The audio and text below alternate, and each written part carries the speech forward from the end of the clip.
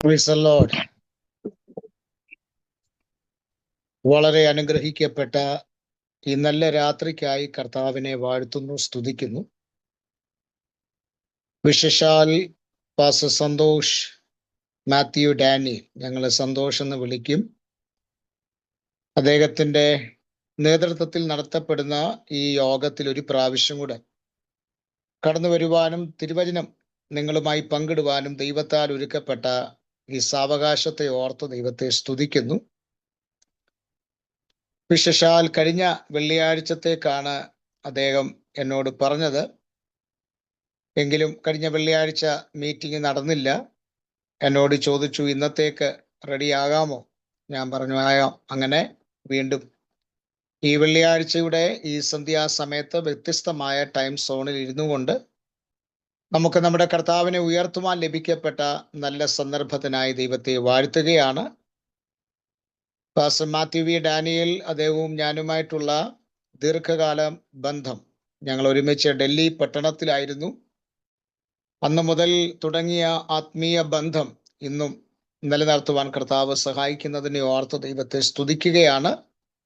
ഇപ്പോൾ അദ്ദേഹം സൗദി അറേബ്യയിലാണ്. എങ്കിലും അവിടെ ഇരുന്നു കൊണ്ട് യോഗങ്ങൾക്ക് നേതൃത്വം കൊടുക്കുവാൻ, ഇതിൻ്റെ കാര്യങ്ങളൊക്കെ ക്രമീകരിപ്പാൻ കർത്താവിൻ്റെ ദാസനെ ദൈവം ഉപയോഗിക്കുന്നതിനെ ഓർത്ത് ദൈവത്തെ സ്തുതിക്കുകയാണ്. ദൈവം ധാരാളമായി തന്നെയും തൻ്റെ കുടുംബത്തെയും അനുഗ്രഹിക്കുകയും സഹായിക്കുകയും ചെയ്യുമാറാകട്ടെ എന്ന് പ്രാർത്ഥിക്കുന്നു. ഏറെ നാളുകൾക്ക് ശേഷമായി ബ്രദർ ഷിബു ആൻഡ് ഷേർലി, അനുഗ്രഹ ബോയ്സ്, അവരോട് ഒരുമിച്ച് ഇങ്ങനെ ഒരു സന്ദർഭം കൂടെ ദൈവം തന്നതിനെ ഓർത്ത് ദൈവത്തെ സ്തുതിക്കുന്നു. അവരിപ്പോൾ പൂനെയിലാണ്. എങ്കിലും ഞങ്ങൾക്ക് ഒരുമിച്ച് ഡൽഹി പട്ടണത്തിൽ കർത്താവിനെ ഉയർത്തുവാൻ കർത്താവിനാൽ ഒരുക്കപ്പെട്ട സാവകാശത്തെ ഓർത്ത് ദൈവത്തെ വാഴ്ത്തുകയാണ്. കുടുംബമായി അവരെയും ദൈവം ധാരാളമായി അനുഗ്രഹിക്കുകയും സഹായിക്കുകയും ചെയ്യുമാറാകട്ടെ എന്ന് പ്രാർത്ഥിക്കും. ഇന്ന് രാത്രി ഞാൻ സ്നേഹിക്കുന്ന, എന്നെ സ്നേഹിക്കുന്ന ധാരാളം പ്രിയപ്പെട്ടവർ ഈ യോഗത്തിൽ അറ്റൻഡ് ചെയ്യുന്നുണ്ട്. എൻ്റെ സ്റ്റുഡൻസ് പലരും ഇതിൻ്റെ അകത്ത് അറ്റൻഡ് ചെയ്യുന്നുണ്ട്. അതുകൊണ്ട് എല്ലാ പ്രിയപ്പെട്ടവരെയും യേശു ക്രിസ്തുവിന്റെ നാമത്തിൽ ഞാൻ ഹാർദവമായി സ്വാഗതം ചെയ്യുന്നു. Pastor Sam V Daniel, pastor Binu John, അതുപോലെ തന്നെ ഡോക്ടർ സാബു തോമസ്, ഈ പ്രിയപ്പെട്ടവരെ ഓർത്ത് ദൈവത്തെ വാഴ്ത്തുകയാണ്. അപ്പോൾ തന്നെ എൻ്റെ സ്റ്റുഡൻസ് ആയിട്ടുള്ള ചില പ്രിയപ്പെട്ടവർ, പാസ്റ്റർ ബിനു തോമസ്, ബിനു തൊടുപുഴ, അതുപോലെ തന്നെ sister Eliyamma Chacko, George Paul, Molly Biju, അതുപോലെ തന്നെ Feba Saneesh from Russia, sister Biji from Kuwait, ഇങ്ങനെയുള്ള പ്രിയപ്പെട്ടവരൊക്കെ ഇന്ന് രാത്രിയിൽ നമ്മളോടൊപ്പം ചേർന്നിരിക്കുന്നതിനെ ഓർത്ത് ദൈവത്തെ സ്തുതിക്കുകയാണ്. നിങ്ങളെല്ലാവരെയും ദൈവം സമൃദ്ധിയായി അനുഗ്രഹിക്കുമാറാകട്ടെ. മറ്റ് കർത്താവിൻ്റെ ദാസന്മാർ, KC ജയൻ അവറുകൾ, അതുപോലെ തന്നെ മുൻപേ പ്രാർത്ഥിച്ച കർത്താവിൻ്റെ ദാസൻ സജി വർഗീസ്, അവരുകളെ ഓർത്ത് ദൈവത്തെ സ്തുതിക്കുന്നു. ഒരു കൺഗ്രാറ്റ്സ്, ഒരു നല്ല ഭവനം ദൈവം അദ്ദേഹത്തിന് കൊടുത്തു എന്ന് കേട്ടതിൽ ഒരുപാട് സന്തോഷം. എനിക്ക് സ്വന്തമായ ഒരു ഭവനം ലഭിക്കപ്പെടുന്നതിന് മുൻപേ നിരന്തരമായി പ്രാർത്ഥിക്കുമായിരുന്നു. അങ്ങനെ പ്രാർത്ഥനയുടെ ഫലം ദൈവം എനിക്ക് സ്വന്തമായൊരു ഭവനം തന്നതിന് ശേഷം എൻ്റെ എല്ലാ ദിവസത്തെയും പ്രാർത്ഥനയിൽ ഞാൻ പ്രാർത്ഥിക്കുന്ന, പ്രത്യേകിച്ചും ദൈവദാസന്മാരെ ഓർത്ത് ഞാൻ പ്രാർത്ഥിക്കാറുണ്ട്. സ്വന്തമായിട്ട് ഭവനം ഇല്ലാത്തവർക്ക് വേഗത്തിൽ ദൈവം അതിൻ്റെ കാര്യങ്ങളെ ക്രമീകരിക്കേണ്ടതിനായിട്ട് ഞാൻ ആത്മാർത്ഥമായി പ്രാർത്ഥിക്കാറുണ്ട്. അപ്പോൾ തന്നെ വിശ്വാസ സമൂഹത്തിൽ ഭവനങ്ങളില്ലാതെ ഭാരപ്പെടുന്നവരെ ഓർത്തും ഞാൻ പ്രാർത്ഥിക്കാറുണ്ട്. ആകയാൽ കർത്താവിൻ്റെ ദാസന് മനോഹരമായൊരു ഭവനം ലഭിച്ചു എന്ന് കേട്ടതിൽ ഒരുപാട് സന്തോഷം. ദൈവം ധാരാളമായി അനുഗ്രഹിക്കുകയും സഹായിക്കുകയും ചെയ്യുമാറാകട്ടെ. ഇനിയുള്ള അല്പനിമിഷങ്ങൾ നമ്മൾ ഒരുമിച്ച് തിരുവചനത്തിൻ്റെ മുൻപാകെ ആയിരിക്കാനായിട്ട് ആഗ്രഹിക്കുകയാണ്. നിങ്ങളുടെ എല്ലാവരുടെയും വിലപ്പെട്ട ശ്രദ്ധ എന്നിലേക്കുണ്ടാകണം എന്ന് ദൈവനാമത്തിൽ ഓർപ്പിക്കുന്നു. നിങ്ങൾക്ക് വീഡിയോ ഓൺ ആക്കിയിരിക്കാൻ പറ്റുമെങ്കിൽ നിങ്ങൾ വീഡിയോ ഓൺ ആക്കിയിരുന്നാൽ അതൊരു അനുഗ്രഹമായിരിക്കും എന്നും കൂടെ ഓർപ്പിക്കുകയാണ്. ഇന്ന് രാത്രിയിൽ അല്പനിമിഷത്തെ ചിന്തയ്ക്ക് ആധാരമായി സങ്കീർത്തനങ്ങളുടെ പുസ്തകം 45-ാം അധ്യായം, അതിൻ്റെ 13-ാമത്തെ വാക്യം, book of Psalms chapter 45 verse 13, 13-ാമത്തെ വാക്യം. അന്തഃപുരത്തിലെ രാജകുമാരി ശോഭാപരിപൂർണയാകുന്നു, അവളുടെ വസ്ത്രം പൊൻകസവുകൊണ്ടുള്ളത്. മതി. അന്തഃപുരത്തിലെ രാജകുമാരി ശോഭാപരിപൂർണയാകുന്നു, അവളുടെ വസ്ത്രം പൊൻകസവ് കൊണ്ടുള്ളത്. ഇന്ന് രാത്രിയിൽ ഇനിയുള്ള ചില മിനിറ്റുകൾ നിങ്ങൾ എന്നെ ശാന്തമായി ശ്രദ്ധിക്കും എന്നെനിക്ക് ഉറപ്പുണ്ട്. അഥവാ ഇന്ന് രാത്രിയിൽ നിങ്ങൾക്ക് ഉറങ്ങണം എന്ന താല്പര്യം ഉണ്ടെങ്കിൽ വീഡിയോ ഓണാക്കി കിടന്നുറങ്ങാം. കാരണം വേദപുസ്തകത്തിൽ ഇരുന്നുറങ്ങാനായിട്ടുള്ള പ്രമാണമില്ല. അതാണ് ഞാൻ അങ്ങനെ പറയാൻ കാരണം. വേദപുസ്തകത്തിലെ വാക്യം ഞാൻ സമാധാനത്തോടെ കിടന്നുറങ്ങിയെന്ന്. അതുകൊണ്ട് നിങ്ങൾക്ക് ഉറക്കം വരുന്നെങ്കിൽ കിടന്നുറങ്ങാം, ഇല്ല എങ്കിൽ ശാന്തമായിരുന്ന് അല്പനിമിഷം ദൈവവചനം കേൾക്കാം. അന്തഃപുരത്തിലെ രാജകുമാരി ശോഭാപരിപൂർണയാകുന്നു. അന്തഃപുരത്തിലെ രാജ്ഞി ചന്തമെഴും ശോഭാമൂലം, അന്തഃപുരത്തിലെ രാജ്ഞി ചന്തമെഴും ശോഭാമൂലം, എന്തു പരിപൂർണയാം അവൾ, അണിയും വസ്ത്രം പൊൻകസവു കൊണ്ടു നെയ്തതാ. എന്തു പരിപൂർണയാം അവൾ, അണിയും വസ്ത്രം പൊൻകസവു കൊണ്ടു നെയ്തതാ. എൻ മനസ്സുയരുന്നകു നന്മയേറും വചനത്താൽ, എൻ മനസ്സുയരുന്നകു നന്മയേറും വചനത്താൽ, ചിന്മയരാജനെ കുറിച്ചു പാടിയ കഥ ചെമ്മയോടറിയിച്ചിടുന്നു. ചിന്മയരാജനെ കുറിച്ചു പാടിയ കഥ ചെമ്മയോടറിയിച്ചിടുന്നു. ഇന്ന് രാത്രിയിൽ ഈ ഭാഗം ഞാൻ തിരഞ്ഞെടുക്കുവാനായിട്ടുള്ള പ്രധാനമായൊരു കാരണം, എന്നെ വളരെ ചിന്തിപ്പിച്ച ചില ഭാഗങ്ങൾ ഈ ഭാഗത്തുള്ളത് കൊണ്ടാണ്. സാധാരണ ഈ വാക്യം നമ്മൾ വായിക്കുന്നത് മിക്കവാറും കല്യാണ ദിവസങ്ങളാണ്. വധുവും വരനും ഒക്കെ ഒരുങ്ങി സ്റ്റേജിൽ വന്ന് നിൽക്കുമ്പോഴാണ് നമ്മുടെ പാട്ടും ആരാധനയൊക്കെ കഴിഞ്ഞ അനന്തരം 45-ാം സങ്കീർത്തനം വായിക്കുന്നത്. അന്നേരമായിരിക്കാം പലരും കേൾക്കുന്നത്. നമ്മൾ ഈ ചില കാര്യങ്ങൾ ചിലതിന് വേണ്ടി ഇങ്ങനെ മാറ്റി വെച്ചിട്ടുണ്ട്. സമയമാരഥത്തിൽ പാട്ട് ആരെങ്കിലും മരിക്കുമ്പോൾ അവർക്ക് കേൾക്കാൻ വേണ്ടി പാടുന്നതാണെന്ന് എനിക്ക് തോന്നിപ്പോയിട്ടുണ്ട്. അതുപോലെ തന്നെ ചില വാക്യങ്ങൾ, വേദപുസ്തകത്തിലെ ചില വാക്യങ്ങൾ, ഇപ്പൊ 91-ാം സങ്കീർത്തനം, അതൊക്കെ പേടിയുള്ളവരാണ് ഏറ്റവും കൂടുതൽ വായിക്കുന്നത്. രാത്രി ഉറങ്ങാൻ നേരം അത്യുന്നതന്റെ മറവിൽ വസിക്കുകയും സർവശക്തന്റെ നിഴലിന് കീഴിൽ പാർക്കുകയൊക്കെ ചെയ്യും എന്നിങ്ങനെ പറഞ്ഞ് വായിച്ച് അതും തലകണയായിട്ട് വെച്ച് കിടന്നുറങ്ങുന്ന ധാരാളം ക്രൈസ്തവ സമൂഹങ്ങൾ നമ്മുടെ നടുവിലുണ്ട്. 90-ാം സങ്കീർത്തനം, ആരെങ്കിലും മരണവീട്ടിൽ ചെല്ലുമ്പോഴാണ്, കർത്താവേ നീ തലമുറ തലമുറയായി ഞങ്ങളുടെ സങ്കേതമായിരിക്കുന്നു, നീ പർവ്വതങ്ങൾ ഉണ്ടായതിനും ഭൂമിയും ഭൂമണ്ഡലത്തെ നിർമ്മിച്ചതിനു മുൻപ്, ഇങ്ങനെ നമ്മൾ ആ വാക്യങ്ങളൊക്കെ വായിക്കുന്നു.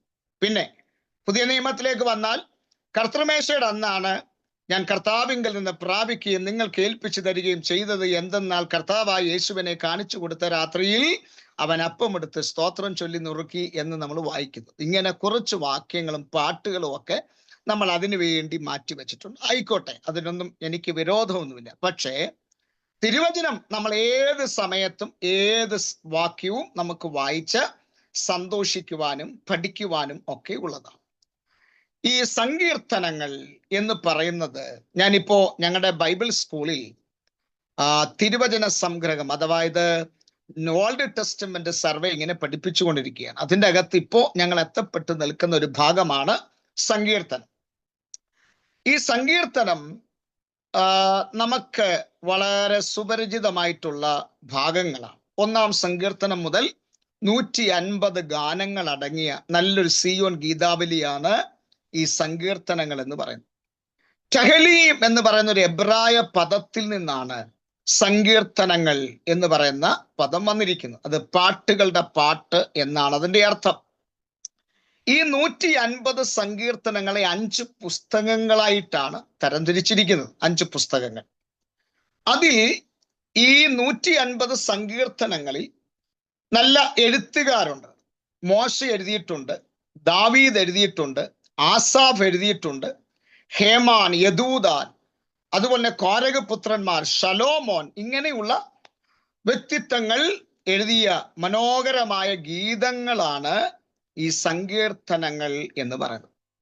ഇനി ഞാൻ ചിലയിടത്ത് പറഞ്ഞിട്ടുണ്ട്, സങ്കീർത്തനങ്ങൾ ഒരിക്കലും വായിക്കാനല്ല. ഇപ്പൊ ഇന്ന് രാത്രിയിലും പാസ്റ്റർ സന്തോഷ് 23-ാം സങ്കീർത്തനം വായിക്കുകയായിരുന്നു. പാടുകയാണോ വായിക്കുകയായിരുന്നു? അദ്ദേഹം എങ്ങനെ പറഞ്ഞ് നമുക്ക് ഒരുമിച്ച് വായിക്കാന്ന, പാടാന്നല്ലല്ലോ പറഞ്ഞ്, അങ്ങനാണോ? അല്ല, വായിക്കാന്ന്. പക്ഷെ സങ്കീർത്തനം വായിക്കാനുള്ളതല്ല. സങ്കീർത്തനം എന്തിനു വേണ്ടിയിട്ടുള്ളതാണ്?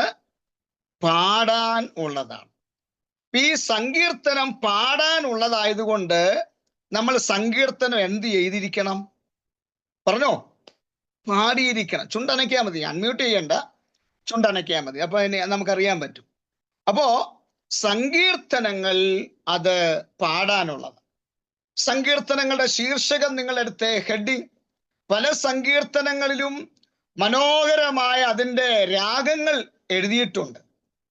പുത്രമരണ രാഗത്തിൽ, ദൂരസ്ഥന്മാരുടെ ഇടയിൽ മിണ്ടാതിരിക്കുന്ന പ്രാവെന്ന രാഗത്തിൽ എന്ന് വേണ്ട, ഇങ്ങനെ പല രാഗങ്ങൾ, അഷ്ടമരാഗം, വിഭ്രമരാഗം, ഇങ്ങനെ പല രാഗങ്ങൾ ഈ സങ്കീർത്തനത്തിന്റെ അകത്ത് രേഖപ്പെടുത്തിയിട്ടുണ്ട്. അപ്പൊ ആ രാഗത്തിൽ വേണം നമ്മൾ ആ പാട്ട് പാടാൻ. ഇപ്പോ നമ്മുടെ പ്രിയ ഷിബു ബ്രദറ് മനോഹരമായ നിലയിൽ ലാസ്റ്റ് ഒരു പാട്ട് പാടി അല്ലേ? പ്രാർത്ഥന കേൾക്കണമേ കർത്താവേ.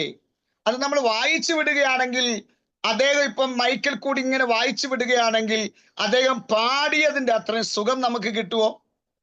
ഒരിക്കലും കിട്ടില്ല, അല്ലേ? അദ്ദേഹം കർണമധുരമായി അത് പാടിയപ്പോ നമ്മുടെ കർണപുടത്തിൽ ആ ശബ്ദം അലയടിച്ചു കഴിഞ്ഞപ്പോ എന്നാ രസമായിരുന്നു കേൾക്കാൻ, അല്ലേ? ഇതുപോലെയാണ് സങ്കീർത്തനങ്ങളും എന്ന് പറയുന്നത്. സങ്കീർത്തനങ്ങൾ പാടാനുള്ളതല്ല, വായിക്കാനുള്ളതല്ല, അത് പാടാനുള്ളതാണ്. അപ്പോ പിന്നെ നമ്മൾ എന്തുകൊണ്ടാണ് ഈ വായിച്ചു വിടുന്നത്? നമുക്ക് വേണ്ടി അതിൻ്റെ അകത്തൊരു രാഗം എഴുതിയിട്ടുണ്ട്, നശിപ്പിക്കരുതേ എന്നൊരു രാഗം. അതുകൊണ്ട് നമുക്ക് ഇതിന്റെ ട്യൂൺ അറിയാത്തത് കൊണ്ട് നമുക്ക് വേണ്ടി എഴുതി വെച്ചേക്കാണ് നശിപ്പിക്കരുതേ എന്നൊരു രാഗം. അതുകൊണ്ടാണ് നമ്മളത് വായിച്ചു വിടുന്നത്. അതുകൊണ്ട് നല്ല കാര്യം, വായിച്ചു വിട്ടാൽ മതി. അപ്പോ ഈ 150 സങ്കീർത്തനങ്ങളിൽ ചില സങ്കീർത്തനങ്ങളെ മശിക സങ്കീർത്തനം എന്ന് രേഖപ്പെടുത്തിയിട്ടുണ്ട്. അതെന്തുകൊണ്ടാണ് മശിക സങ്കീർത്തനം എന്ന് പറയാൻ? നമ്മുടെ കർത്താവായ യേശു ക്രിസ്തു ജനിക്കുന്നതിന് മുൻപേ യേശു ക്രിസ്തുവിനെ കുറിച്ചുള്ള ആധികാരികമായ പ്രവചനം നടത്തിയിട്ടുള്ള ഉലകത്തിലെ ഒരു മഹത് ഗ്രന്ഥമാണ് വിശുദ്ധ വേദപുസ്തകം എന്ന് പറയുന്നത്. നമ്മുടെ ഭാരതത്തിൽ പോട്ടെ, ലോകത്തിൽ ധാരാളം മഹാരഥന്മാർ ജനിച്ചു വളർത്തപ്പെട്ടിട്ടുണ്ട്. അവരാരും ജനനത്തിങ്കൽ മഹാരഥന്മാരായിട്ടുള്ളവരല്ല. അവരാരും ഇനി രാജാവിന്റെ മകനായിട്ട് ജനിച്ചിട്ടുള്ളവരുണ്ട്, പക്ഷെ അവരാരും രാജാവായിട്ട് ജനിച്ചിട്ടില്ല.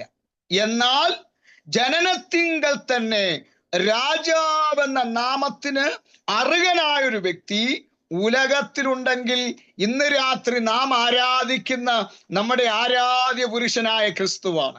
കണ്ടോ, എവിടെ ജനിക്കണം എന്ന് വേദപുസ്തകത്തിൽ രേഖപ്പെടുത്തിയിട്ടുണ്ട്. ഞാന് എൻ്റെ പിതാവിനാലും മാതാവിനാലും ജനിക്കപ്പെട്ടതാണ്. പക്ഷേ ബൈബിൾ 6 പ്രാവശ്യം ഞാൻ വായിച്ചു തീർത്തിട്ടുണ്ട്. ഇന്ന് വരെ ജോസ് എവിടെ ജനിക്കണമെന്ന് ഞാൻ എങ്ങും കണ്ടില്ല. എൻ്റെ സ്വന്തം സ്ഥലമായ അടൂരിൽ കൈതപ്പറമ്പിൽ ജനിക്കുമെന്നും ഞാൻ ഇന്ന ആളായി തീരുമെന്നൊന്നും ഞാൻ വേദപുസ്തകം വായിച്ചിട്ട് കണ്ടിട്ടില്ല. നമ്മുടെ നാട്ടിൽ പ്രധാനമന്ത്രി മോദി എവിടെ ജനിക്കുമെന്ന് വേദപുസ്തകത്തിൽ രേഖപ്പെടുത്തിയിട്ടില്ല. ഇന്ന് രാത്രി ഈ സൂം പ്ലാറ്റ്ഫോമിലായിരിക്കുന്ന ആരും എവിടെ ജനിക്കുമെന്ന് ഇതുവരെ വേദപുസ്തകത്തിൽ എഴുതിയിട്ടില്ല. പക്ഷേ ഇന്ന് രാത്രി ഉലകത്തിന്റെ നായകൻ, സാക്ഷാൽ നമ്മുടെ സൃഷ്ടാവ്, നമുക്ക് വേണ്ടി അവസാനത്തുള്ളി രക്തം വരെ ഊറ്റിത്തന്ന നസ്രേനായ യേശു എവിടെ ജനിക്കണമെന്നും എങ്ങനെ ജനിക്കണമെന്നും എന്താണ് അവന്റെ ആഹാരമെന്ന് പോലും വിശുദ്ധ വേദപുസ്തകത്തിൽ രേഖപ്പെടുത്തിയിട്ടുള്ളത് കൊണ്ട് കരങ്ങളെ ഉയർത്തി ദൈവത്തെ സ്തുതിച്ചാട്ടെ.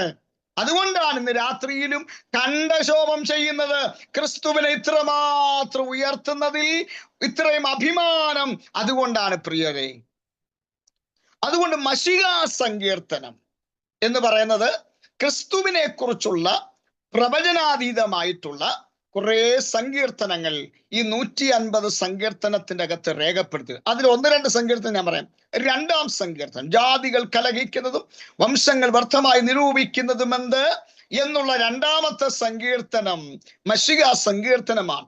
22-ാം അധ്യായം മശിഹാ സങ്കീർത്തനമാണ്. 45-ാം സങ്കീർത്തനം അതുപോലെ തന്നെ മശിഹാ സങ്കീർത്തനമാണ്. അതിന്റെ ആദ്യത്തെ വാക്യമൊക്കെ വായിച്ചാൽ എന്നാ സുഖമാണെന്നറിയോ. എന്റെ കൃതി രാജാവിന് വേണ്ടിയുള്ളത്. കണ്ടോ? ഇപ്പൊ രാജാവിനെ, നമ്മുടെ ക്രിസ്തുവിനെ സാക്ഷാൽ രാജാവായിട്ട് ചിത്രീകരിച്ചിട്ടുള്ള നല്ലൊരു സങ്കീർത്തനമാണ് 45-ാം സങ്കീർത്തനം. അവൻ കേവലം രാജാവല്ല, he's the king of kings and lord of lords. അവൻ രാജാതി രാജാവും കർത്താതി കർത്താവുമാണ്. നിങ്ങളുടെ ഇരിപ്പ് കണ്ടിട്ട് അവൻ രാജാവും അല്ല കർത്താവും അല്ല എന്ന് തോന്നുന്നല്ലോ. അങ്ങനെ മനസ്സുള്ളവർ ഇന്ന് കരം ഉയർത്തി ദൈവത്തെ സ്തുതിച്ചാട്ടെ. പ്രൈസല്ലോ. കണ്ടോ? അപ്പോ ശ്രദ്ധിച്ചേ, നമ്മുടെ കർത്താവിനെ കുറിച്ച് എഴുതിയിട്ടുള്ള ഭാഗം നമ്മൾ വായിച്ചത് ഇങ്ങനെയാണ്. അന്തഃപുരത്തിലെ രാജകുമാരി ശോഭാ പരിപൂർണയാകുന്നു, അവളുടെ വസ്ത്രം പൊൻകസവ് കൊണ്ടുള്ളത്. ഈ അന്തഃപുരം എന്ന് പറയുന്ന പദം നമ്മൾ കേട്ടിട്ടുള്ള ഒരു പുസ്തകമുണ്ട്. അതാണ് പഴയ നിയമത്തിലെ എസ്തേറിന്റെ പുസ്തകം എന്ന് പറയുന്നത്. ബൈബിളിലെ 2 സ്ത്രീരത്നങ്ങളുടെ പേരിനാൽ അറിയപ്പെടുന്ന പുസ്തകമാണ് എസ്തേറും റൂത്തും. എസ്തേറിന്റെ പുസ്തകത്തിലാണ് അന്തഃപുരം എന്ന് പറയുന്ന പദം ധാരാളമായിട്ട് കിടക്കുന്നത്. ഇവിടെ എഴുതിയിരിക്കുന്നത് അന്തഃപുരത്തിലെ രാജ്ഞി ശോഭാ പരിപൂർണയാകുന്നു. അന്തഃപുരം ദൈവസഭയ്ക്ക് നിഴലായിട്ട് നിൽക്കുകയാണ്. അന്തഃപുരത്തിലെ രാജ്ഞി ആരാണെന്നറിയാമോ? അത് നമ്മളാണ്, മണവാട്ടി. ഓക്കെ, നമ്മളെ കുറിക്കുന്നതാണ് ഏത്? ഈ രാജ്ഞി എന്ന പദം. ഓക്കെ, അപ്പൊ അന്തഃപുരം ദൈവസഭയ്ക്ക് നിഴലാണെങ്കിൽ രാജ്ഞി മണവാട്ടിയാം നമുക്ക് തുലനം ചെയ്ത് നിൽക്കുകയാണ്.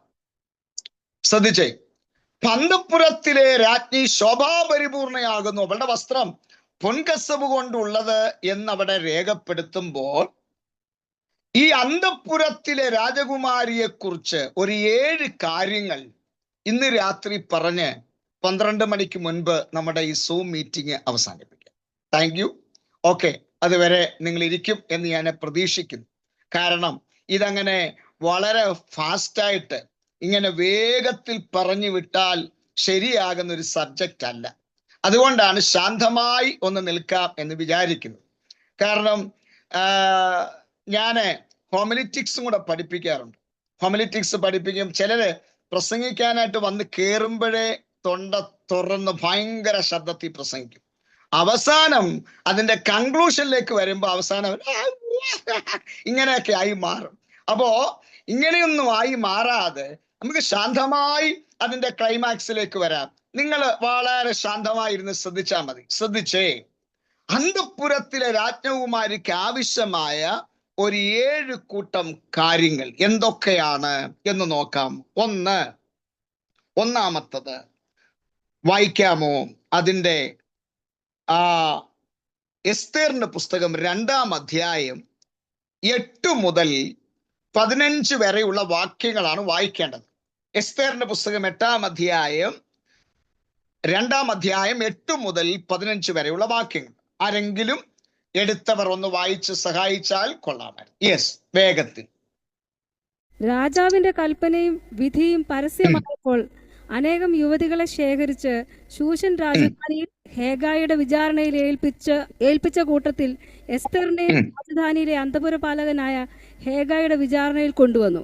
ആ യുവതിയെ അവന് ബോധിച്ചു.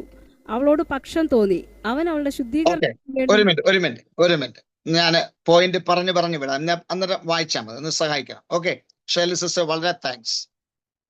അപ്പോ ഒന്നാമത്തെ പോയിന്റ് അവിടെ എഴുതിയിരിക്കുന്നത് ഇങ്ങനെയാണ്: വസ്തിക്ക് പകരം ഒരെസ്തേറിനെ രാജാവിന്റെ കൊട്ടാരത്തിൽ കൊണ്ടുവരികയാണ്. ശ്രദ്ധിച്ചു കേൾക്കണേ. വസ്തിക്ക് പകരം, instead of Vashti, they brought Esther into the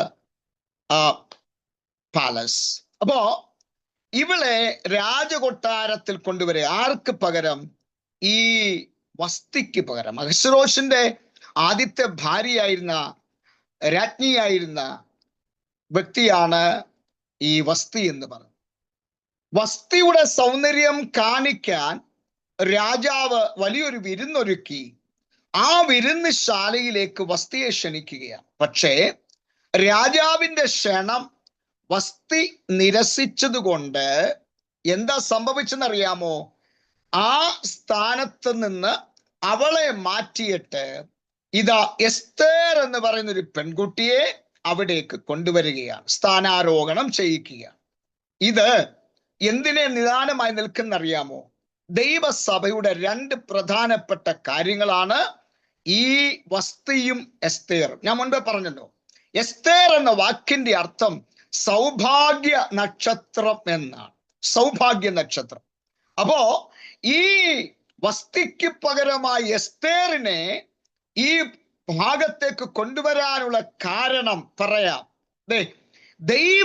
ദൈവസഭ പണിയാൻ ആഗ്രഹിച്ച ദൈവത്തിന്റെ ഉത്തമ സമ്പത്തായി തെരഞ്ഞെടുക്കപ്പെട്ട ഒരു കൂട്ടരാണ് ഇസ്രായേൽ എന്ന് പറയുന്ന കൂട്ടർ. പക്ഷേ ഇസ്രായേൽ കായ്ച്ചതോ കാട്ടുമുന്തിരിങ്ങ ആയതുകൊണ്ട് എന്താ സംഭവിച്ചെന്നറിയാമോ? ജാതികളായ നമ്മിലേക്ക് ദൈവത്തിന് പ്രസാദം തോന്നി, നമ്മെ അതിലേക്ക് കൊണ്ടുവന്നു. എന്താ പാസ്റ്ററെ അതിന് തെളിവ്? ഇസ്രായേലിന്റെ മൂന്നാമത്തെ രാജാവായിരുന്നു ജ്ഞാനികളിൽ ജ്ഞാനിയായ ശലോമൻ. ബത്ശബയുടെ രണ്ടാമത്തെ മകനും ദാവീദിന്റെ 10ാമത്തെ പുത്രനുമായിരുന്നു ഈ ശലോമോൻ. ശലോമോൻ 3 പുസ്തകങ്ങൾ നമുക്ക് സമ്മാനിച്ചിട്ടുണ്ട്. 1 സദൃശവാക്യങ്ങൾ, 2 സഭാപ്രസംഗി, 3 ഉത്തമഗീതം. അതിൽ സഭാപ്രസംഗി 3-ാം അധ്യായം നാം വായിക്കുമ്പോ അവിടെ ഒരു കാലത്തെ കുറിച്ച് രേഖപ്പെടുത്തിയിട്ടുണ്ട്, ടൈം. അതിൽ ഈ ശലോമോൻ രേഖപ്പെടുത്തുകയാണ്, കല്ലുകൾ പറക്കി കളയുവാൻ ഒരു കാലം, കല്ലുകൾ പറക്കി കൂട്ടുവാൻ ഒരു കാലം. ശ്രദ്ധിച്ച് കേൾക്കണേ. കല്ലുകൾ പറക്കി കളയുവാൻ ഒരു കാലം, കല്ലുകൾ പറക്കി കൂട്ടുവാൻ ഒരു കാലം. അങ്ങനെ ഈ ശലോമോൻ പറഞ്ഞത് ഒരു പ്രവചന നിവൃത്തിയാണ്. എന്താണ് ഈ കല്ലുകൾ എന്ന് രേഖപ്പെടുത്താൻ കാരണം? ഇസ്രായേൽ അന്ന് ദൈവത്തിന്റെ സ്വന്തം ജാതിയായി തെരഞ്ഞെടുക്കപ്പെട്ടതാണ്. ദൈവത്തിന് വേണ്ടി വേർതിരിക്കപ്പെട്ട ഉത്തമ സമ്പത്തായിട്ട് നിലനിന്ന, ദൈവം അവരോട് കൂടെ വസിപ്പാൻ ആഗ്രഹിച്ച ഒരു കൂട്ടരാണ് ഇസ്രായേൽ. പക്ഷേ അവരെ മിസ്രൈമിൽ നിന്ന് കൊണ്ടുവന്നു. നല്ല മുന്തിരിവള്ളിയായി ഫലവത്തായ കുന്നിന്റെ മുകളിൽ അവരെ നട്ടു. അതിന് ചുറ്റും വേലി കെട്ടി. അതിനെല്ലാ ഭദ്രതയും ദൈവം ഒരുക്കി. പക്ഷേ എന്നിട്ട് അവിടെ എഴുതിയിരിക്കുന്നു, ആ മുന്തിരിവള്ളി നടാൻ തുടങ്ങിയപ്പോൾ അതിലെ കല്ലുകൾ പറക്കിക്കളഞ്ഞു, അതിന് ചുറ്റും വേലി കെട്ടി അതിനെ നട്ടു. ശ്രദ്ധിച്ചേ, ഏതായി പറക്കിക്കളഞ്ഞ കല്ലുകൾ? അന്നത്തെ ഇസ്രായേലിനെതിരെ പ്രബലപ്പെട്ടു നിന്ന 7 ജാതികളുണ്ട്. ഹിത്യർ, യെബൂസ്യർ, ഹിബ്യർ, ഫെലിസ്ത്യർ എന്ന് പറയുന്ന അമോര്യർ. ഇങ്ങനെ 7 പ്രബലപ്പെട്ട ജാതികൾ. അവരെയാണ് കല്ലുകൾ എന്നുദ്ദേശിക്കുന്നത്. ആ കല്ലുകൾ പറക്കിക്കളഞ്ഞിട്ട് ഇസ്രായേലിനെ ദൈവം ഇങ്ങനെ കൊണ്ടുവരികയാണ്. കൊണ്ടുവന്നിട്ട് ദൈവം ഫലവത്തായ ഒരു കുന്നിന്റെ മുകളിൽ അവരെ നിർത്തി, അവരെ നാട്ടി. പക്ഷേ വായിക്കുന്നു, കാട്ടുമൃഗങ്ങൾ അവരെ ചവിട്ടി കളയത്തക്ക വിധത്തിൽ അവരുടെ വേലിയെ പൊളിച്ചു കളഞ്ഞ് അവർ കായ്ച്ചതെല്ലാം കാട്ടുമുന്തിരിങ്ങയായി മാറി. ഉണ്ടോ? ഇനി ഈ കല്ലുകൾ പിറക്കിക്കളഞ്ഞു. ഇനി മറ്റൊരു ഭാഗത്തേക്ക് വരാം. ഇസ്രായേൽ ജനം യോശുവയുടെ നേതൃത്വത്തിൽ ഇങ്ങനെ യെരിഹോവിന്റെ ആ പട്ടണം പിടിച്ചെടുക്കുവാനായിട്ട് വരികയാണ്. വരുമ്പോ അവർ യോർദാന്റെ തീരത്തെത്തുകയാണ്. അന്ന് യോർദാൻ തീരമെല്ലാം കരകവിഞ്ഞൊഴുകുക. യോർദാൻ തീരമെല്ലാം കരകവിഞ്ഞൊഴുകുമ്പോ പെട്ടകം ചുമക്കുന്ന പുരോഹിതന്മാർ ആ വെള്ളത്തിൽ ചവിട്ടി. അവിടെ എഴുതിയിരിക്കുന്നു, വെള്ളത്തിന്റെ മേലൊഴുക്ക് നിന്നു. ഉണ്ടോ? വെള്ളത്തിന്റെ മേലൊഴുക്ക് നിന്നു. അല്ലേ? ഈ നീന്തറിയാവുന്നവർ എത്ര പേരുണ്ട് ഇതിൻ്റെ അകത്ത്? നീന്ത് ഇപ്പോഴും അല്ലാതെ കിടന്നങ്ങ് നീന്ത്, അത് പോട്ടെ. ജീവിതത്തിൽ ഇതുവരെയും എങ്ങും എത്താത്ത നമ്മുടെ കുറെ ആൾക്കാരുണ്ട്. അവർ ഇന്ന് നീന്തുക എന്നാ പറയുന്നത്. അതിന് ആ നീന്തല്ല ഞാൻ ഉദ്ദേശിച്ച്, വെള്ളത്തിലെ നീന്ത് അറിയാവുന്നവർ എത്ര പേരുണ്ട്? ഓക്കെ, നല്ല കാര്യം. ഈ നല്ലതുപോലെ വെള്ളത്തിൽ നീന്തറിയാവുന്നവർക്കറിയാം, മേൽവെള്ളം ശാന്തമാണെങ്കിലും നല്ല അടിയൊഴുക്ക് ഉണ്ട്. അല്ലേ? അടിയൊഴുക്കുണ്ട്, നല്ല അടിയൊഴുക്കുണ്ട്. മേൽവെള്ളം ശാന്തമായി ഇങ്ങനെ കിടക്കുന്നത് കാണാം, അടിയൊഴുക്കുണ്ട്. നിങ്ങൾ ശ്രദ്ധിച്ചേ, ഈ നമ്മൾ വിചാരിക്കുന്നത് എല്ലാം ശുഭമാണെന്ന്, പക്ഷേ നമ്മൾ അറിയാത്ത കുറെ അടിയൊഴുക്കുകളുണ്ട്. ഇന്ന് രാത്രിയിൽ പരിശുദ്ധാത്മാവൊക്കെ നമ്മളോട് ശാന്തമായി വചനത്തിന്റെ വെളിപ്പാടിൽ കൂടെ ഇങ്ങനെ ചിലരെയൊക്കെ വിവേചിച്ച മുൻപോട്ട് പോകുന്നു. നമ്മൾ അറിയാത്ത കുറെ അടിയൊഴുക്കുകളുണ്ട്. നമ്മളെ തകർത്ത് കളയാൻ, നമ്മളായിരിക്കുന്ന ഇടത്ത് നമ്മളെ പറിച്ചു മാറ്റാൻ നമുക്കെതിരെ അടിയൊഴുക്കുകൾ നടക്കുമ്പോൾ ഇന്ന് രാത്രി പെട്ടകം ചുമക്കുന്ന പുരോഹിതന്മാർ അവിടെ ഉറച്ചു നിന്നപ്പോ ആ യോർദാൻ ചിറ പോലെ നിന്നിട്ട് ഇസ്രായേലിനൊരു വഴി ഒരുക്കപ്പെട്ടെങ്കിൽ ഇന്ന് രാത്രി സൂം പ്ലാറ്റ്ഫോമിൽ കടന്നു വന്ന് ദൈവജനത്തോട് ദൈവാത്മാവിൽ നിറഞ്ഞൊരു ദൂത് പറയട്ടെ. എത്ര വലിയ അടിയൊഴുക്കാണെങ്കിലും പ്രാർത്ഥനയാകുന്നത് നിലത്ത് നീ ഉറച്ചു നിന്നാൽ ഇന്ന് രാത്രി സകല അടിയൊഴുക്കുകളെയും മാറ്റി നിനക്ക് വേണ്ടി ഒരു തുവർ നിലമൊരുക്കാൻ ദൈവം വിശ്വസ്തനെന്ന് ദൈവാത്മാവ് ശക്തമായി പ്രവചനാത്മാവിൽ ദൂത് പറയുകയാണ്. അപ്പോ ഈ പുരോഹിതന്മാർ അവിടെ ഉറച്ചു നിന്നു. ഈ യോർദാൻ ചിറ പോലെ നിൽക്കുകയാണ്. ചിറ പോലെ ഇങ്ങനെ നിന്ന് കഴിഞ്ഞപ്പോ എന്താ സംഭവിച്ചെന്നറിയാമോ? ആ യഹൂദ ഇസ്രായേൽ ജനത എല്ലാം അക്കരെ കടന്നപ്പോ യോശുവ പറഞ്ഞു, നിങ്ങൾ ഇവിടെ നിന്ന് 24 കല്ലുകൾ എടുക്കണം. എത്ര? 24. അതിൽ 12 എണ്ണം കരയ്ക്ക് നാട്ടണം, 12 എണ്ണം യോർദാന്റെ അകത്ത് നാട്ടണം. ശ്രദ്ധിച്ച് കേൾക്കണം. 12 എണ്ണം കരയിൽ നാട്ടണം, 12 എണ്ണം യോർദാന്റെ ആ നദിക്കകത്ത് നാട്ടണം. പുരോഹിതന്മാർ ഇക്കരെ വന്ന് യോർദാൻ പഴയതുപോലെയായി വെള്ളം ആ കല്ലുകളെ മൂടി 12 കല്ലുകൾ കാണത്തക്ക നിലയിൽ കരയിൽ നാട്ടി. മുൻപോട്ട് പോകാം, നമ്മുടെ സമയം ഇങ്ങനെ മുൻപോട്ട് പോകുന്നല്ലോ. വീണ്ടും പുതിയ നിയമത്തിലേക്ക് വരാം. ഈ യോർദാൻ നദിയിൽ യോഹന്നാൻ സ്നാപകൻ വന്ന് നിൽക്കുക. സർപ്പസന്തതികളെ എന്നൊക്കെ വിളിച്ച് അവരെ അഭിസംബോധന ചെയ്ത് മാനസാന്തരത്തിന്റെ ദൂത് പറയുമ്പോൾ യോഹന്നാൻ ആ വെള്ളത്തിൽ ചവിട്ടിക്കൊണ്ട് പറയുകയാണ്, ദൈവത്തിന് ഈ കല്ലുകളിൽ നിന്ന് മക്കളെ ഉൽപ്പാദിപ്പിക്കുവാൻ കഴിയും. മറയപ്പെട്ട കല്ലുകൾ, യോർദാന്റെ അകത്ത് മറയപ്പെട്ട കല്ലുകൾ, ആ കല്ലുകളെ പ്രവചനാത്മാവിൽ യോഹന്നാൻ സ്നാപകൻ കണ്ടിട്ട് പറയുകയാണ്, ഈ കല്ലുകളിൽ നിന്ന് ഈ പുരോഹിതന്മാർ പെട്ടകം പിടിച്ചുകൊണ്ട് നിൽക്കുമ്പോൾ ഇസ്രായേൽ മക്കൾ നാട്ടിയ ആ കല്ലിന്റെ അകത്ത് നിന്ന് ദൈവത്തിന് സന്തതികളെ ഉൽപ്പാദിപ്പിക്കുവാൻ കഴിയും. ഇന്ന് രാത്രി 1-2 ദൂതുകൾ കൂടെ പറഞ്ഞ് മുൻപോട്ട് വരാം. നമ്മളെ ആരും കാണാതെ കിടക്കുകയാണെന്ന് വിചാരിക്കരുത്. ഉണ്ടോ? ഞാൻ കഴിഞ്ഞ ആഴ്ച ഞങ്ങളുടെ ചർച്ചയിൽ പറഞ്ഞൊരു കാര്യമാണ്. നമ്മളൊക്കെ പറയാറുണ്ട്, എനിക്ക് ആരും ഇല്ലേ. ചിലരൊക്കെ ഈ മരണ വീട്ടിൽ ചെന്നിട്ട് കരയുന്നത് ഞാൻ കേട്ടിട്ടുണ്ട്. പ്രത്യേകിച്ച് ഈ അച്ചാന്മാര് മരിച്ചു കിടക്കുമ്പോൾ ഈ അമ്മാമ്മമാര് കരയുന്ന ഒരു കരച്ചിലുണ്ട്, കർത്താവേ എനിക്ക് ഇനി ആരാന്നോ. കാരണം ഈ ഉള്ളവൻ അങ്ങ് പോയി, ഇനി എനിക്ക് ആരാന്നോ. പോട്ടെ.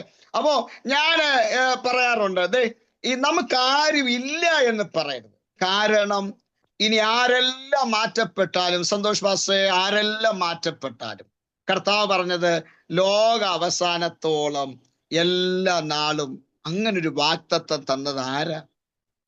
അല്ലേ? Such a great and precious promise that God has given to us. അങ്ങനെ ഒരു വാഗ്ദത്തമല്ലേ ദൈവം നമുക്ക് തന്നത്. അതുകൊണ്ട് ആരും ഇല്ലെന്ന് പറയരുത്. നമ്മളെ ആരും കണ്ടില്ലെങ്കിലും ഇന്ന് രാത്രി നമ്മെ കാണുന്നൊരു കണ്ണുണ്ട്.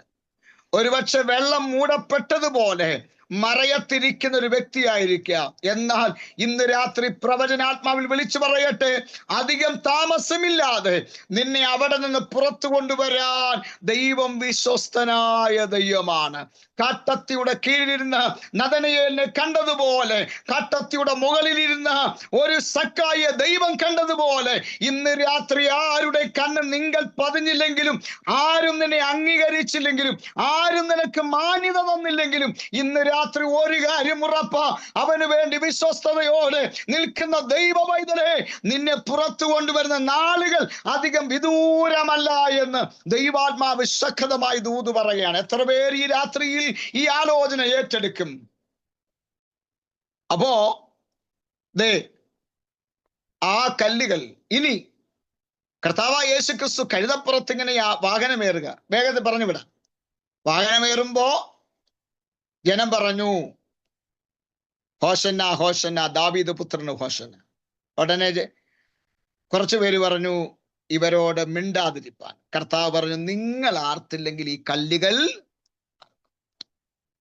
പറക്കി കളയാനൊരു കാലം, പറക്കി കൂട്ടാനൊരു കാലം. അതിങ്ങോട്ട് വന്നിട്ട് പത്രോസ് തന്റെ ലേഖനം എഴുതിയപ്പോ പറയുകയാണ്, നിങ്ങളും ജീവനുള്ള കല്ലായ അവന്റെ അടുക്കൽ വന്നിട്ട് നാമും എങ്ങനായി മാറുകയാണ്? ജീവനുള്ള കല്ലുകളായി മാറിയിട്ട് ഒരാത്മീയ ഗ്രഹമായി പണിയപ്പെടുകയാണ്. ഇന്ന് രാത്രിയിൽ തള്ളപ്പെട്ട കല്ലുകളായിരുന്നു ഞാനും നിങ്ങളും, പറക്കി കളയപ്പെട്ട കല്ലുകളായിരുന്നു ഞാനും നിങ്ങളും. പക്ഷെ ഇന്ന് രാത്രി പറയട്ടെ, അവനോടുകൂടെ ചേർത്ത് പണിയപ്പെടാൻ ഒരു നല്ല അവസരം നമുക്ക് ലഭിക്കപ്പെട്ടില്ലേ? അതുകൊണ്ട് കരങ്ങളെ ഉയർത്തി നിങ്ങൾ ഇരിക്കുന്ന ഇരിപ്പിടത്തിരുന്നുകൊണ്ട് ദൈവത്തിനൊന്ന് മഹത്വം കൊടുത്താട്ടെ. പലരും നമ്മെ തഴഞ്ഞപ്പോ, പലരുടെയും കണ്ണിൽ ഞാനും നിങ്ങളും ബോധിക്കാതിരുന്നപ്പോ, പലരും നമ്മെ മാറ്റി നിർത്തിയപ്പോ, അകറ്റി നിർത്തിയപ്പോ, ഇന്ന് രാത്രി ദൈവാത്മാവ് പറയുന്നു, നമ്മെ ചേർത്ത് നിർത്തിയ, നമ്മെ മാർവോടണച്ച് ഒരു കർത്താവല്ലേ നമ്മുടെ കർത്താവ്. അപ്പൊ ഇനി ഞാൻ പോയിന്റുകൾ പറഞ്ഞു വിട്ടേക്കാം, അതിനുള്ള സമയമുള്ളൂ കേട്ടോ. അപ്പൊ ഒന്ന് ബോധിച്ചു ഉണ്ടോ? ദൈവസഭയുടെ അംഗത്തെ ദൈവത്തിന് എന്ത് ചെയ്തു? ബോധിച്ചു. അപ്പൊ നമ്മൾക്ക് കർത്താവിന് നമ്മളെ ബോധിക്കേണ്ട കുറെ കാര്യങ്ങളുണ്ട്. അങ്ങോട്ടൊന്നും ഞാൻ കിടക്കുന്നത്, ഇനി 10 മിനിറ്റ് എൻ്റെ മുൻപിലുള്ളൂ. സന്തോഷം എനിക്ക് തന്ന സമയം അനുസരിച്ച് ഇനി 10 മിനിറ്റുകൾ. അതുകൊണ്ട് ഞാൻ ആ 10 മിനിറ്റിനുള്ളിൽ ഈ പോയിന്റുകൾ മാത്രം പറഞ്ഞ അവസരം. രണ്ടാമത് നമ്മൾ വായിച്ചത് പക്ഷം തോന്നി എന്ന, അല്ലെ? പക്ഷം തോന്നി. അപ്പൊ ദൈവത്തിന് നമ്മളോട് പക്ഷം തോന്നണമെങ്കിൽ നമ്മൾ ദൈവത്തിന്റെ ഹിതം ചെയ്യുന്നവരായിരിക്കണം. മനസ്സിലായോ? ദൈവത്തിന്റെ ഇഷ്ടം നാം ചെയ്തെങ്കിൽ മാത്രമേ ദൈവത്തിന് നമ്മിൽ പ്രസാദം തോന്നുകയുള്ളൂ. എന്താ ദൈവത്തിന്റെ ഇഷ്ടം? കുറെ ഇഷ്ടങ്ങളുണ്ട്. അതിൽ ഒരിഷ്ടം പറയാം, അവന്റെ വേല തികയ്ക്കുന്നത് കർത്താവിന് ഇഷ്ടമാണ്. നമ്മൾ ഈ സൂം പ്ലാറ്റ്ഫോമിൽ ഇങ്ങനെ വന്ന് ഇരിക്കുവാൻ വേണ്ടി മാത്രമല്ല കർത്താവ് നമ്മളെ വിളിച്ചത്, നാം അവന്റെ ശുശ്രൂഷക്കാരായി തീരണം എന്ന് കർത്താവ് ആഗ്രഹിക്കുന്നു. മാമേ അച്ഛാ, 2025 വരെ കർത്താവ് നമ്മളെ നിർത്തിയില്ലേ? 8-ാം മാസം വരെ. നമ്മളെക്കാൾ എത്രയോ ശക്തന്മാരൊക്കെ ഈ ലോകം വിട്ട് യാത്ര പറഞ്ഞു. നിന്ന നിൽപ്പിൽ അറ്റാക്ക് വന്ന് എത്ര എണ്ണം ചത്തു. ഈ അറ്റാക്ക് നമ്മളെ അടിക്കുന്നതിന് മുൻപ് കർത്താവിന് വേണ്ടി ഒരാത്മാവിനെയെങ്കിലും നേടാൻ ഇന്ന് രാത്രി ഒരു തീരുമാനം എടുക്കണം. ഇല്ലെങ്കിൽ എൻ്റെ ഈ പ്രസംഗം വ്യർത്ഥമാണ്. മനസ്സിലായോ? നിങ്ങൾ ഒരുപാട് കൈയടിച്ച് അന്യഭാഷ പറഞ്ഞില്ലേലും കുഴപ്പമൊന്നുമില്ല.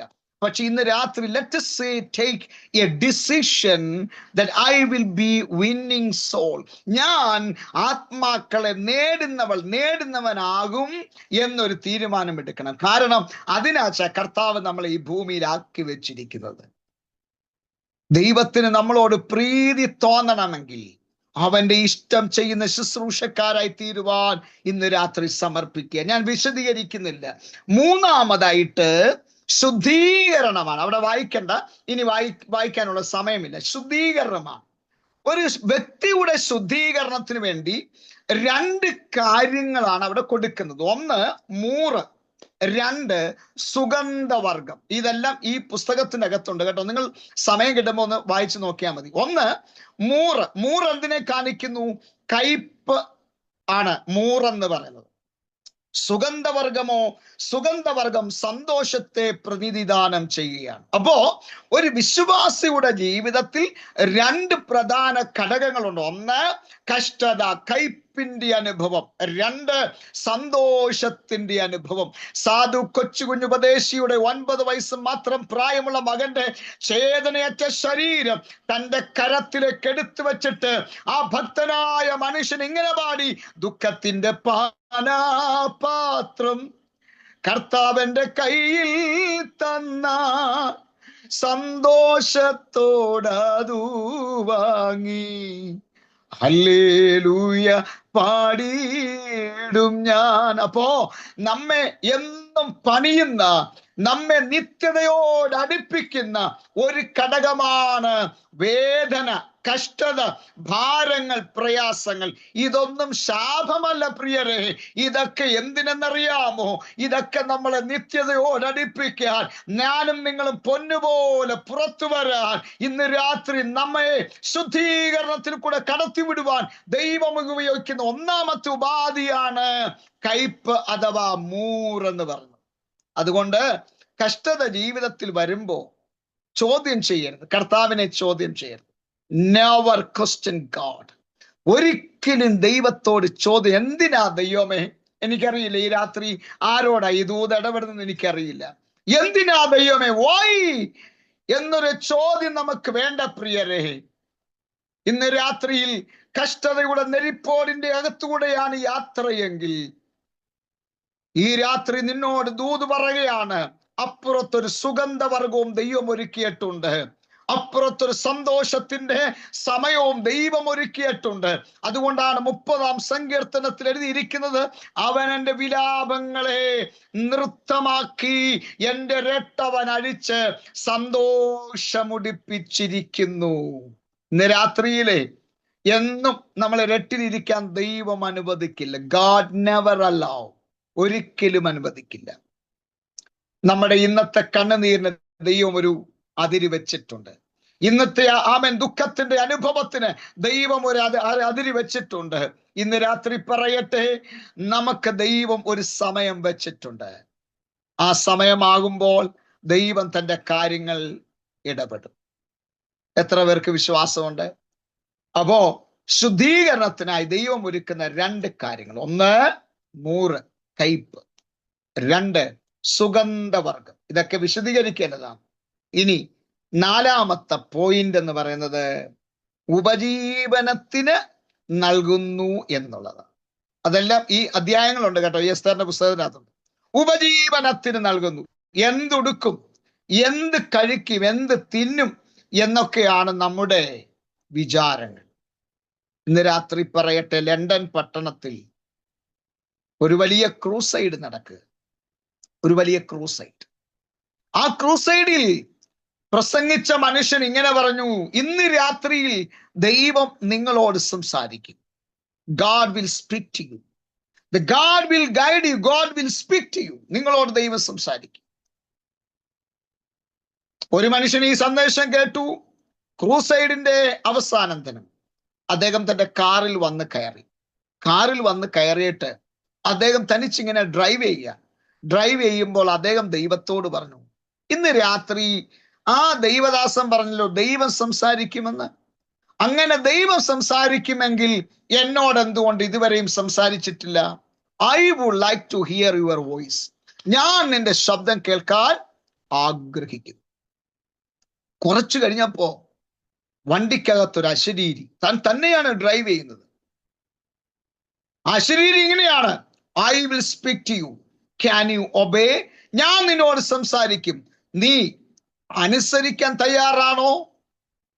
അദ്ദേഹം പറഞ്ഞു, യെസ്, ഐ വിൽ ഒബേ, ഞാൻ അനുസരിക്കാം. അപ്പോ കർത്താവ് പറഞ്ഞു, അങ്ങനെയാണെങ്കിൽ ഞാൻ പറയുന്ന ഇടത്തേക്ക് നീ വണ്ടി ഡ്രൈവ് ചെയ്യാൻ പറഞ്ഞു. അപ്പൊ അദ്ദേഹം പറഞ്ഞു, യെസ്, ഡ്രൈവ് ചെയ്യാം. അങ്ങനെ ഒരു വിജനമായ സ്ഥലത്തൂടെ ഈ വണ്ടി അദ്ദേഹം ഓടിച്ചു പോകും. ഇങ്ങനെ ഓടിച്ചു പോകുമ്പോ ഒരു മിൽമ പാർലറിന്റെ അടുത്ത് വന്നപ്പോ കർത്താവ് പറഞ്ഞു, വണ്ടി ഇവിടെ സ്റ്റോപ്പ് ചെയ്തു. ആ കാണുന്ന മിൽമ ബൂത്തിൽ നിന്ന് 4 കവർ പാല് വാങ്ങിക്കാൻ പറഞ്ഞു. 4 കവർ പാൽ. മനുഷ്യൻ ചോദിച്ചു, ഈ രാത്രിയിൽ പാല് വാങ്ങിക്കാനോ? ദൈവം പറഞ്ഞു, ഞാൻ നിന്നോട് സംസാരിച്ചാൽ അനുസരിക്കാം എന്നാണ് നീ പറഞ്ഞത്. അതുകൊണ്ട് no question, obey my commandments. എന്റെ വാക്കുകൾ കേൾക്കൂ, അംഗീകരിക്കൂ. ശ്രദ്ധിച്ച് കേൾക്കണം. ആ മനുഷ്യൻ മനസ്സില്ലാ മനസ്സോടെ മിൽമ ബൂത്തിൽ നിന്ന് 4 കവർ പാല് വാങ്ങിച്ചിറങ്ങി വന്നു. തന്റെ കാറിൽ കയറിയപ്പോ കർത്താവ് പറഞ്ഞു, ഞാൻ പറയുന്നിടത്തേക്ക് ഡ്രൈവ് ചെയ്യാൻ പറഞ്ഞു. ഡ്രൈവ് ചെയ്തു. ഒരു വിജനമായ സ്ഥലത്തെത്തിയപ്പോൾ ഒറ്റപ്പെട്ട ഒരു വീട്. ആ വീടിന്റെ ഫ്രണ്ടിൽ കൊണ്ടുവന്ന് വണ്ടി നിർത്താൻ കർത്താവ് ആവശ്യപ്പെട്ടു. ആ മനുഷ്യൻ ആ വണ്ടി അവിടെ നിർത്തി. എന്നിട്ട് പറഞ്ഞു, ആ കാണുന്ന വീട്ടിൽ കയറി പാല് കൊടുക്കാൻ പറഞ്ഞു. ഈ മനുഷ്യൻ പറഞ്ഞു, ഈ രാത്രി ഞാൻ ആ വീട്ടിൽ കയറിപ്പോകും. ദൈവം പറഞ്ഞു, നോ ക്വസ്റ്റ്യൻ, ഡു ദാറ്റ്. അപ്പോ അദ്ദേഹം അതനുസരിച്ചു. അദ്ദേഹം 4 കവർ പാലുമായി ആ വീടിന്റെ അടുത്ത് എന്നിട്ട് കോളിംഗ് ബെൽ അടിച്ചു. ഒരു മനുഷ്യൻ ഇറങ്ങി വന്നപ്പോ ആ മനുഷ്യന്റെ കയ്യിലേക്ക് ഈ 4 കവർ പാൽ വെച്ചു കൊടുത്തു. അദ്ദേഹം ചോദിച്ചു, ഈ രാത്രി പാലോ? അതെ, ദൈവം എന്നോട് പറഞ്ഞു ഇവിടെ കൊണ്ടുവന്ന് പാല് തരാം. ഈ പാല് അദ്ദേഹം വാങ്ങിച്ചു. ഈ മനുഷ്യൻ പെട്ടെന്ന് ഇറങ്ങി തന്റെ കാറിൽ വന്നു, തിരിച്ചു തന്റെ വീട്ടിൽ ചെന്നു. പക്ഷെ നടന്ന സംഭവം കേൾക്കണോ? ആരുടെ കയ്യിലാണോ പാല് കിട്ടിയത്, ആ മനുഷ്യനും തന്റെ ഭാര്യയും 4 കുഞ്ഞുങ്ങളും സുവിശേഷ വേലയ്ക്ക് വേണ്ടി ഇറങ്ങി തിരിച്ച് ലണ്ടൻ പട്ടണത്തിൽ ഒരു ഗ്രാമത്തിൽ അവർ വർക്ക് ചെയ്യുകയാണ്. കഴിക്കാനൊന്നുമില്ല, കുടിക്കാനൊന്നുമില്ല. മാസങ്ങൾ അവർ പട്ടിണിയാണ്. വല്ലപ്പോഴും എവിടെ നിന്നെങ്കിലും കിട്ടുന്ന ബ്രെഡിന്റെ കഷണങ്ങളാണ് അവര് കഴിച്ചുകൊണ്ടിരുന്നത്. ഒരു ദിവസം അന്ന് രാവിലെ ആ കുഞ്ഞുങ്ങൾ പറഞ്ഞു, പപ്പ, മമ്മി, ഞങ്ങൾക്ക് പാല് കുടിക്കാൻ വളരെ കൊതിയാകുന്നു. Can you provide the milk? ഞങ്ങൾക്ക് വേണ്ടി ഒന്ന് സഹായിക്കാമോ? ആ ഭാര്യയും ഭർത്താവും അവർ മിഷണറിമാരാണ്. അവരുടെ കുഞ്ഞുങ്ങളുടെ മുഖത്തേക്ക് നോക്കിയപ്പോ അവർക്ക് മനസ്സിലായി അവർക്ക് പാല് കുടിക്കാൻ താല്പര്യമുണ്ട്. അവരുടെ കണ്ണിൽ നിന്ന് കണ്ണുനീർ കണങ്ങൾ ധാരധാരയായി വീണു. എന്നിട്ട് ആ സ്ത്രീ തന്റെ ഭർത്താവിന്റെ കരം പിടിച്ച് പ്രാർത്ഥിച്ചിട്ട് പറഞ്ഞു, കുഞ്ഞുങ്ങളോട് പറഞ്ഞു, കുഞ്ഞുങ്ങളെ, ഇന്ന് രാത്രി 12 മണിക്ക് മുൻപ് നമ്മുടെ അപ്പൻ നമുക്ക് പാല് കൊണ്ടുവന്നിരിക്കും. രാത്രി 12 മണിക്ക് മുൻപ് അവരുടെ വീടിന്റെ അവിടെ പാല് കൊണ്ടെത്തിച്ചു നമ്മുടെ ദൈവം. ഇന്ന് രാത്രി ഉപജീവനത്തിനുള്ളതെല്ലാം കരുതാൻ ശക്തനായ ഒരു ദൈവത്തെയാ സേവിക്കുന്നത്. എന്തുടുക്കും, എന്ത് തിന്നുമെന്നാണോ നിന്റെ വിചാരം? ഇന്ന് രാത്രി നമ്മെ ഊട്ടി ഉറപ്പിക്കുന്ന സന്ദേശം കേൾക്കൂ. നമുക്ക് വേണ്ടി സകലതും അവൻ കരുതി വെച്ചിട്ടുണ്ട്. അപ്പാ, യാഗമൃഗം എവിടെയെന്ന് ഇസഹാക്ക് അപ്പനോട് ചോദിക്കുമ്പോ അപ്പൻ പറയുന്നൊരു വാക്ക്, യഹോവ ഈരേ, യഹോവ ഈരേ. ഇന്ന് രാത്രി ആരോടൊക്കെ ദൈവാത്മാവ് ഇടപെടുകയാണ്. ചില മേഖലകളിൽ ദൈവത്തിന്റെ കരുതൽ നടപടി അവൻ ചെയ്തുകൊണ്ടിരിക്കുകയാണ്. ചില മേഖലകളിൽ ദൈവം തന്റെ പ്രവൃത്തിയുടെ കരം അവൻ വെളിപ്പെടുത്തിക്കൊണ്ടിരിക്കുകയാണ്. ഇന്ന് രാത്രി വിശ്വാസമുള്ള എത്ര പേര് ഇതിന്റെ അകത്തുണ്ട്? ഇന്ന് രാത്രി നമുക്ക് വേണ്ടി പ്രവർത്തിപ്പാൻ കഴിവുള്ള ദൈവമുണ്ട്. ശ്രദ്ധിക്കേ, ആമേൻ. അവിടെ എഴുതിയിരിക്കുന്നത് ഉപജീവനത്തിന് നൽകി എന്നാണ്. അടുത്തത് 5-ാമത്തത് 5, 6, 7 ഞാൻ പറഞ്ഞു വിടാം കേട്ടോ. 5-ാമത്തത് സേവകരെ നൽകി എന്നുള്ളത്. എസ്തേറിന് ആവശ്യമായ സേവകരെ നൽകി. സേവകരാരാണെന്നറിയാമോ? ദൂതന്മാർ. പുതിയ നിയമത്തിലേക്ക് വന്ന സങ്കീർത്തനത്തിൽ ദൂതന്മാരെ തന്റെ ശുശ്രൂഷകന്മാരാക്കി വെച്ചിരിക്കുന്നുവെങ്കിൽ പുതിയ നിയമത്തിൽ ദൂതന്മാരെ നമ്മുടെ സേവകാത്മാക്കളായി ദൈവം നിയമിച്ചിട്ടുണ്ട്. ഇന്ന് രാത്രിയിൽ നമുക്ക് വേണ്ടി സേവകരെ ഒരുക്കിയിട്ടുണ്ട്. അടുത്തത് ഒരു ഉത്തമമായ 6-ാമത്തെ സ്ഥാനം എന്ന് പറയുന്നത് ഒരു ഉത്തമമായ സ്ഥാനമാണ്. 7-ാമത്തത് നമ്മളെ രാജസന്നദ്ധിയിൽ കൊണ്ടുവരികയാണ്. ഈ പോയിന്റ് പറഞ്ഞ് അവസാനിപ്പിക്കുക. ശ്രദ്ധിച്ചേ, രാജസന്നദ്ധിയിൽ കൊണ്ടുവരിക. എന്താ അതിന്റെ അർത്ഥം? ക്രിസ്തുവിന്റെ ന്യായാസനത്തിന്റെ മുൻപിൽ ഞാനും നിങ്ങളും എത്തപ്പെടുന്ന ഒരു ദിവസമുണ്ട്. അധികം വിദൂരമല്ലാതെ കാഹളത്തിന്റെ ധ്വനി നമ്മുടെ കാതിൽ കേൾക്കും. ക്രിസ്തുവിൽ മരിച്ചവർ മുൻപേ ഉയർത്തെഴുന്നേൽക്കുമ്പോൾ ജീവനോടെ ശേഷിക്കുന്ന അന്ന് നാം ഉണ്ടെങ്കിൽ രൂപാന്തരപ്പെട്ട് ആ രാജസന്നദ്ധിയിലേക്ക് ചേർക്കപ്പെടും. ഇന്ന് രാത്രി പറയട്ടെ, അതുവരെ ഒരുപക്ഷെ രാജാവിന്റെ നിയമം നമുക്ക് അനുകൂലമല്ലായിരിക്കാം രാജസന്നദ്ധിയിൽ ചെല്ലുവാൻ.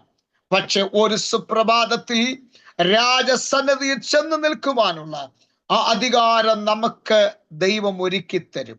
ഇന്ന് രാത്രി പറയാം, നമ്മൾ നമ്മുടെ കണ്ണുകൊണ്ട് നമ്മുടെ കർത്താവിനെ കണ്ടിട്ടില്ല, എന്നാൽ നമ്മുടെ കണ്ണുകൊണ്ട് കാണുന്ന ഒരു സുദിനമുണ്ട്.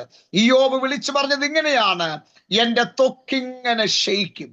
ഞാൻ അവനെ കുറിച്ചൊരു കേൾവി മാത്രമേ കേട്ടിരുന്നുള്ളൂ, എന്നാൽ എൻ്റെ ത്വക്കിപ്രകാരം ക്ഷയിച്ച ശേഷം ഞാൻ എൻ്റെ സ്വന്തം കണ്ണാൽ അവനെ കാണും. നാം അവനെ കാണുന്ന അന്നാണ് എബ്രായ ലേഖനം 11-ാം അധ്യായം 1-ാമത്തെ വാക്യത്തിന്റെ പൂർത്തീകരണം സംഭവിക്കുന്നത്. വിശ്വാസം വന്നതോ ആശിക്കുന്നതിന്റെ ഉറപ്പും കാണാത്ത കാര്യങ്ങളുടെ നിശ്ചയവുമെന്ന്.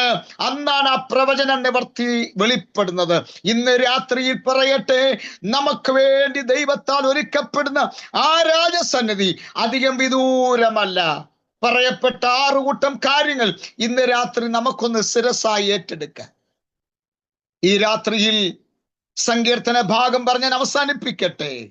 അന്തഃപുരത്തിലെ രാജ്ഞി ശോഭാ പരിപൂർണയാകുന്നു. ശലോമോൻ പറയുന്നത് ഇങ്ങനെയാണ്: നീ അഴകുള്ളവളാണ്, പക്ഷേ നീ കേദാരിയ കൂടാരങ്ങളെക്കാളിലും ശലോമോന്റെ തിരശീലകളെക്കാളിലും നീ അഴകുള്ളവളാണ്. എന്നാൽ ആ ശൂനേംകാരത്തി ഉത്തമഗീതത്തിൽ പറയുന്നത് ഇങ്ങനെയാണ്: ഞാൻ കറുത്തവളെങ്കിലും. ഉണ്ടോ? ഞാൻ എങ്ങനെയുള്ളവളാ? കറുത്തവളെങ്കിലും. നാരകത്തോപ്പ് ശയ്യയാക്കി, നാരകത്തോപ്പ് തന്റെ ജീവിതത്തിന്റെ ഒരു വരുമാനമാക്കി വെയിൽ കൊണ്ട് വാടിപ്പോയ സഭ. പക്ഷേ ആ സഭയെക്കുറിച്ച് ശലോമോൻ പറയുന്നത് ഇങ്ങനെയാണ്: കേദാര്യ കൂടാരങ്ങളെക്കാളിലും ശലോമോന്റെ തിരശീലകളെക്കാളിലും അഴകുള്ള ഒന്നായി മാറ്റപ്പെടുകയാണ് ദൈവസഭ. എന്നാ നാം അഴകുള്ളവളായി മാറ്റപ്പെടുന്നത്? പറഞ്ഞവസാനിപ്പിക്കുക. നാം അഴകുള്ളവളായി മാറ്റപ്പെടുന്നത് നമ്മുടെ മരണാനന്തരമാണ്. നമ്മുടെ മരണാനന്തരം നാം ഉയർക്കുന്നത് ഈ ശരീരത്തോടുകൂടെയല്ല, തേജസ്സിന്റെ പ്രഭ വാരി വിതറിയ ഒരു ശരീരത്തോടുകൂടെ ഞാനും നിങ്ങളും ഉയർത്തെഴുന്നേൽക്കുകയാണ്. ഇന്ന് രാത്രി പറയട്ടെ, ക്രിസ്തുവിനോട് സദൃശരായി ഞാനും നിങ്ങളും മാറ്റപ്പെടുകയാണ്. അവിടെ നമുക്ക് രക്തബന്ധങ്ങളെ തിരിച്ചറിയാൻ കഴിയുന്ന ഒന്നല്ല, മറിച്ച് ഞാനും നിങ്ങളും ക്രിസ്തുവിനോട് സദൃശരായി ക്രിസ്തുവിന്റെ തേജസ്കരണം പ്രാപിച്ച ദ്രവത്വമുള്ള ശരീരം അദ്രവത്വത്തോട് മാറ്റപ്പെട്ട്, താഴ്ചയുള്ള ശരീരം ആമൻ തേജസ്സിനോട് മാറ്റപ്പെട്ട് ഞാനും നിങ്ങളും മാറ്റപ്പെടുമ്പോൾ തേജസ്കരിക്കപ്പെട്ടവരായി രാജസന്നിധിയിൽ വരികയാണ്. എന്തിനാ രാജസന്നിധിയിൽ വരുന്നത്? പ്രതിഫലം വാങ്ങുവാനാണ്. ഇന്ന് രാത്രി ഇങ്ങനൊരു മീറ്റിംഗ് ഒക്കെ നിങ്ങൾ കഷ്ടപ്പെട്ട് നടത്തുന്നില്ലേ? നമ്മുടെ സമയങ്ങളൊക്കെ മാറ്റിവെച്ചിട്ട് ഇതിൻ്റെ അകത്ത് വന്നിരിക്കുന്നില്ലേ? ദൈവവചനം കേൾക്കുവാൻ, ആരാധന ശ്രമിക്കുവാൻ, പാട്ട് കേൾക്കുവാനൊക്കെ വന്നിരിക്കുന്നില്ലേ? ഇതെല്ലാം ദൈവം തന്റെ ഓർമ്മയുടെ പുസ്തകത്തിൽ എഴുതിയിട്ടുണ്ട്. KC ജയൻ ഇന്ന് രാത്രി പറയട്ടെ, അച്ഛാ, നമ്മുടെ കാര്യങ്ങൾ ദൈവം തന്റെ ഓർമ്മയുടെ പുസ്തകത്തിൽ എഴുതി വെച്ചിട്ടുണ്ട്. ഇന്ന് രാത്രി മൊർദെഖായെ മാനിക്കുവാൻ വേണ്ടി ഒരു രാത്രി രാജാവിന്റെ ഉറക്കത്തെ ദൈവം കെടുത്തിയെങ്കിൽ ഇതിൻ്റെ അകത്ത് കടന്നു വന്ന ദൈവമൈതലെ നിന്നെ മാനിപ്പാൻ ദൈവം ചിലരുടെ ഉറക്കത്തെ കെടുത്തി നമ്മെ മാന്യതയുടെ അങ്കി അണിയിക്കുവാൻ, പുതപ്പണിയിക്കുവാൻ ദൈവം വിശ്വസ്തനെന്ന് ദൈവാത്മാവ് ദൂത് പറയുകയാണ്. അതുകൊണ്ട് അന്തഃപുരത്തിലെ രാജകുമാരി ശോഭാ പരിപൂർണയാകുന്നു. ആ ദൈവസഭയെക്കുറിച്ച് വീണ്ടും ധാരാളം കാര്യങ്ങൾ എനിക്ക് പറയാനുണ്ടെങ്കിലും സമയം ഇവിടെ സമാപ്തമായതുകൊണ്ട് ഞാൻ എൻ്റെ വാക്കുകൾക്ക് വിരാമം കുറിക്കുകയാണ്. എനിക്ക് ഇങ്ങനൊരു അവസരം ഒരുക്കി തന്ന കർത്താവിന്റെ ദാസനോടും ഈ സഭയോടും ഈ മിനിസ്ട്രിയോടും ഇന്ന് രാത്രി ഇതിനകത്ത് എന്നെ സ്നേഹിച്ച് കടന്നു വന്ന എൻ്റെ എല്ലാ പ്രിയപ്പെട്ടവരോടുമുള്ള എൻ്റെ അദ്വൈതമായ നന്ദിയും വന്ദനവും സ്നേഹവും അറിയിക്കുന്നു. ദൈവം നമ്മെ എല്ലാവരെയും അനുഗ്രഹിക്കുമാറാകട്ടെ. God bless you all. Thank you so much. Hallelujah. Thank you pastor. ദൈവം ധാരാളമായി അനുഗ്രഹിക്കട്ടെ. നല്ല അവസാനമായി പാസ്റ്റർ ബിനു ജോൺ പ്രാർത്ഥിച്ച ആശീർവാദം പറയും. എല്ലാവർക്കും അല്പസമയം പ്രാർത്ഥിച്ചാട്ടെ. ദൈവകരങ്ങളിൽ